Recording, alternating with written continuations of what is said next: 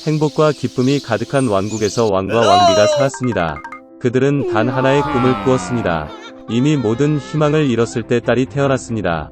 그녀는 매우 달콤하고 아름다웠습니다. 이 경우 큰 축하 행사가 열렸고 많은 손님이 궁전에 초대되었으며 그 중에는 훌륭한 마법사가 있었습니다. 그들은 가장 따뜻하고 따뜻한 환영을 받았습니다. 그러나 왕과 여왕은 큰 실수를 저질렀습니다. 그들은 다른 마법사를 초대하는 것을 잊었습니다. 그녀는 수년 동안 그녀의 탑을 떠나지 않았고 모두가 그녀가 오래전에 죽었다고 생각했습니다. 공주에게 선물을 줄 때가 되자 요정들은 그녀에게 아름다움, 친절한 마음, 지성, 아름다운 목소리, 다양한 악기를 춤추고 연주하는 능력으로 아낌없이 보답했습니다. 마지막 마법사에게 차례가 왔을 때 사악한 요정이 갑자기 홀에 들어갔고 휴가에 초대하는 것을 잊었습니다. 칼은 즉시 그녀를 위해 가져왔지만 그녀는 그녀가 받아야 할 만큼 정중하게 받아들여지지 않았다고 느꼈습니다. 그녀에게서 장과 접시를 떼어내고 그녀는 주문을 중얼거렸다. 마법사는 16번째 생일에 공주가 스핀들로 손을 찔러 죽기를 바랐습니다. 여왕은 사악한 마법사의 소원에 몹시 울었고 왕은 마녀를 붙잡으라고 명령했습니다. 그러나 그녀는 불길한 웃음과 함께 이미 사라졌다. 다행히 마지막 요정은 아직 공주에게 소원을 말할 시간이 없었습니다. 그녀는 주문을 되돌릴 수 없었지만 그 소녀는 죽지 않고 사랑의 입맞춤에 깨어날 때까지 깊이 잠들 것이라고 약속했습니다. 왕은 즉시 왕국의 모든 방출을 파괴하라고 명령했습니다. 그리고 공주의 16번째 생일인 사악한 요정이 말한 날이 왔습니다. 공주는 아름답고 친절한 소녀로 자랐습니다. 왕은 3명의 마법사에게 그녀를 돌보라고 명령했습니다. 요정들은 눈의 사과처럼 그녀를 지켰습니다. 이날 왕과 왕비는 끔찍한 사건을 막기 위해 소녀를 방에 가두었습니다. 그러나 공주는 가두기를 원하지 않았습니다. 갑자기 그녀의 방 벽에 소녀가 본 적이 없는 문이 나타났다. 그녀는 문 밖에서 이상한 소리를 들었다. 호기심에 타서 그녀를 기다리고 있는 것을 알지 못하는 소녀는 그녀에게 들어갔다. 문은 여자가 공주에게 등을 대고 앉아있는 어두운 방으로 이어졌다. 그녀는 회전하고 있었다. 소녀는 그녀의 인생에서 스핀들을 본 적이 없었습니다. 그녀는 호기심이 생겼습니다. 공주는 스핀들로 가서 그것을 만지고 손가락을 찔러 깊은 잠에 빠졌습니다. 그리고 그 여자는 그녀의 주문이 이뤄진 것을 매우 기뻐하는 사악한 요정으로 밝혀졌습니다. 이제 모두가 공주 잠자는 숲속의 미녀라고 불렀습니다. 불행을 알게 된 친절한 마법사는 소녀가 깨어날 때까지 왕과 여왕과 왕국 전체를 잠들기로 결정했습니다. 얼마 지나지 않아 그처럼 뚫을 수 없는 나무 덤불과 가시 덤불이 성 주변에 자라서 아무도 그런 덤불을 통과할 수 없었습니다. 100년 후 다른 왕국에서 온 멋진 왕자가 사냥을 갔습니다.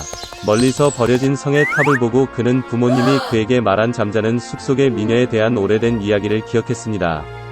그리고 왕자는 안으로 들어가기로 결정했습니다. 그는 뚫을 수 없는 나무 덤불과 가시 덤불을 헤쳐나 가기 위해 고군분투했습니다. 그러나 결국 왕자는 버려진 성의 문에 접근했습니다. 그는 성 전체를 돌아다니며 왕자의 방을 들여다보았습니다. 왕자는 왕과 왕비가 자고 있는 것을 보았다. 그런 다음 방 중 하나에서 그는 잠자는 숲속의 미녀를 발견했습니다. 그녀는 꽃으로 장식된 침대에서 자고 있었습니다. 왕자는 침대로 가서 아름다운 공주를 바라보며 사랑이 그의 마음을 채우는 것을 느꼈다. 그는 자신을 제지하지 못하고 잠자는 숲속의 미녀에게 키스했습니다. 그 순간 그녀는 눈을 뜨고 잘생긴 왕자를 보았습니다. 왕과 왕비도 깨어났고 왕국 전체가 그러했습니다. 그들은 기뻐했습니다. 그리고 신부와 신랑을 기리기 위해 세상에서 가장 아름다운 결혼식이 즉시 준비되었습니다. 그 이후로 그들은 행복하게 살았습니다. 일주일 동안 집에 머물지 않은 레뮤엘 걸러버는 고드 호프의 배를 타고 또 다른 여행을 떠났습니다. 그러나 며칠 후 배는 해적들에게 추월당했습니다. 그들은 배를 납치하고 승무원 전체를 묶었습니다. 걸리버는 탈출을 시도했고 벌로 해적들은 파도와 바람의 의지에 따라 그를 보트에 떨어뜨렸습니다. 오랫동안 걸리버는 수평선의 육지를 발견할 때까지 넓은 바다를 돌았습니다. 그는 해안으로 헤엄쳐 땅을 조사하기 시작했습니다. 갑자기 거대한 그림자가 태양을 덮었습니다. 깜짝 놀란 걸리버는 고개를 들어 하늘로 솟아오르는 큰 섬을 보았다.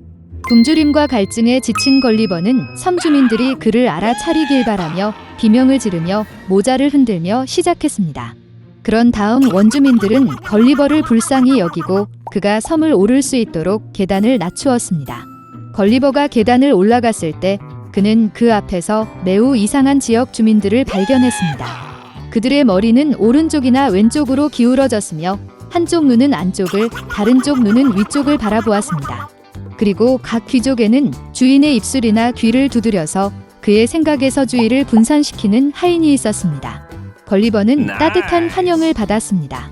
그는 궁전에서 음식을 먹었고 섬을 여행했습니다. 따라서 걸리버는 거대한 자석으로 인해 지구가 하늘로 솟아오르고 기지에는 거대한 다이아몬드가 있음을 깨달았습니다. 그러나 비행 왕국에서의 삶은 지루했기 때문에 걸리버는 곧 지구로 돌아왔습니다.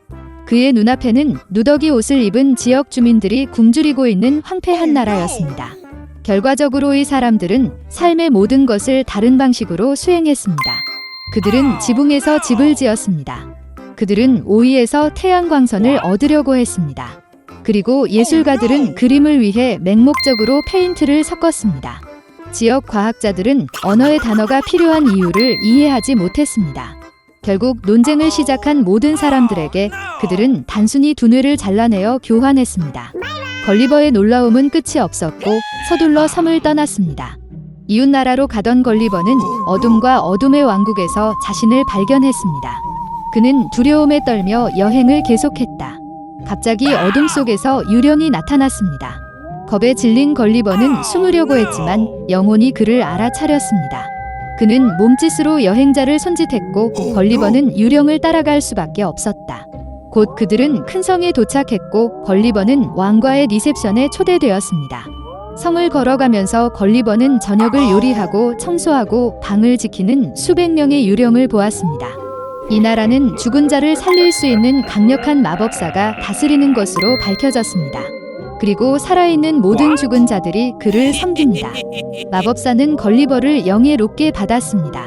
그리고 그러한 희귀한 손님을 접대하기 위해 그는 걸리버가 요청한 사람을 되살리기 시작했습니다. 그들은 위대한 전사, 현자, 심지어 원시인이었습니다. 그러나 방황하는 것에 지친 걸리버는 마법사에게 감사하고 어둠의 왕국을 떠났습니다. 그는 가장 가까운 항구로 가서 영국으로 향하는 배를 탔습니다. 항구를 돌아다니는 걸리버는 즉시 주목을 받았다. 그런 곳에 외국인은 드물기 때문에 걸리버는 스파이로 오인되어 체포되어 긴급히 지역 통치자에게 끌려갔습니다. 외국인은 즉시 유죄 판결을 받았습니다. 그리고 처벌로 걸리버는 자신의 뱃속에 있는 왕좌 방을 기어다니며 자신의 길에 있는 바닥을 핥아야 했습니다. 이것은 관습이었습니다. 결국 걸리버는 군주에게 7번 절을 하면서 머리를 바닥에 쳤다. 그러자 주지사는 걸리버를 꼼꼼히 바라보고 그를 용서했습니다. 기적적으로 해방된 걸리버는 성에서 나와 가장 가까운 항구로 가서 영국 배를 탔습니다. 걸리버는 이 부분으로 돌아오지 않았다고 말해야 합니다.